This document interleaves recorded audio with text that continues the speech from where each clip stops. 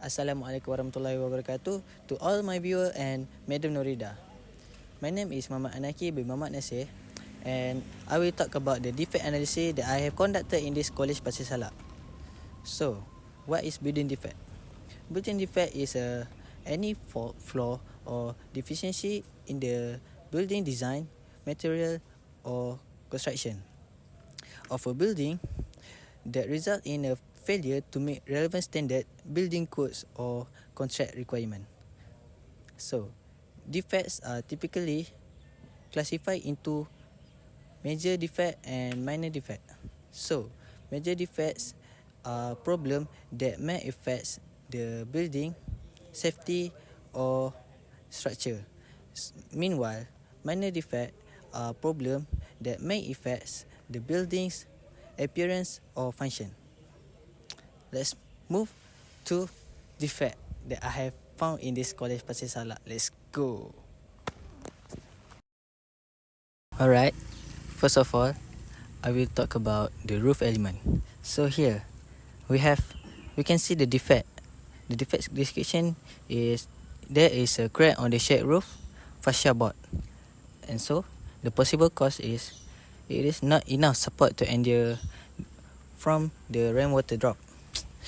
Okay, the symptom is the fascia board look sagging, and the prognosis is if left unprepared, the fascia board will continue to deteriorate and might collapse, risk the occupant who walks under the shed roof. So, for the remedies is first, prepare the affected area before starting the maintenance work. Second, check the fascia board and surrounding area for any rot or any damage. Third, install a new fascia board and install an extra rafter to give more roof support and avoid from heavy rainwater drop force. Last, paint the board with waterproof paint and protect it from rain. Let's move to the second element, which is the building fabric and component. So, the defect description here, it is unevenness and detached wall. The possible cause is pipe vibration behind the tiles weaken the adhesive causes the tile to detach. The symptom is there is a gap between tiles, crack and it look detached. The prognosis is if left unrepaired, tiles may fall off and allowing the water ingress that will damage the wall behind. So, the remedies is first, carefully remove the crack and loose tile without damaging any wall area. Second, clean and saturate surface to remove all adhesives and dust. Third, apply a suitable tile and adhesive evenly using a notched trowel. 4. Fix the tile by ensuring they are properly aligned and pressed firmly. Lastly, allow adhesive to cure, then apply grout between tile and clean the surface. The third element, which is building structure. So, the defect description is a delamination of floor cement render. The possible cause is minor cracks leading to detachment of the top layer. The symptom is uneven surface, cracks, slope, and old plastered cement. So, the prognosis, if left untreated, the damage might be worsened. The risk of tripping or injury increases and possible water ingress into the lower slab layer if not sealed. So, the remedies. First, cut and remove the laminated script using mechanical chiseling or hand tools. Ensure edges are cut to a clean square profile for good bonding. Second, clean the exposed base slab thoroughly and dampen the surface before applying bonding slurry. Third, apply new script using proper mix design. Then, level and trowel the script to matching existing floor level.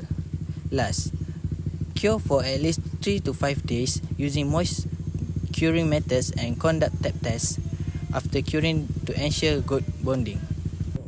Okay, for the fourth element is building services.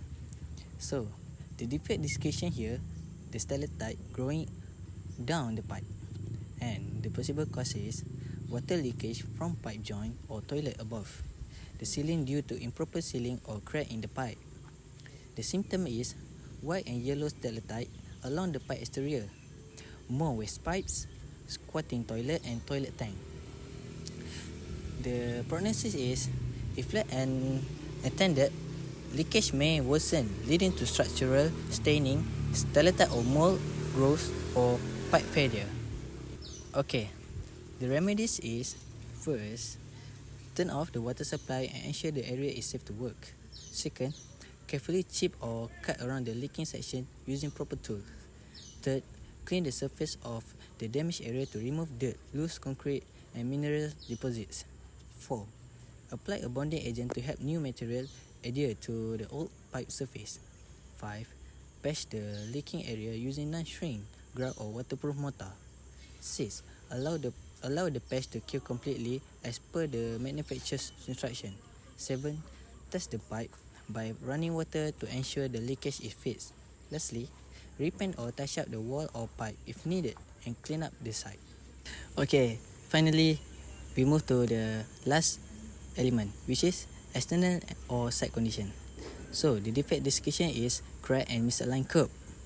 The possible cause is soil settlement, impact from vehicle or degradation over time due to environmental exposure. The symptom is visible displacement and cracking of curb units. The prognosis is, if left unrepaired, the damage may worsen, leading to further structural degradation of adjacent road edges and increased safety risk. The remedies is, first, carefully remove the damaged and unaligned curb section using chisel and hammer or light mechanical breaker to avoid disturbing adjacent units. Second, excavate the bedding area to a suitable depth, typically 150 to 200 mm, to allow for proper foundation, and level and compact the subbase using a mechanical compactor. 3. Lay a 100 mm thick layer of concrete grade 15. 4. Install precast concrete curbs aligned to the original layout using a straight line for accuracy. Ensure proper vertical and horizontal alignment. 5. Backfill behind the curb with suitable material and compact thoroughly to secure the curb in place. 6.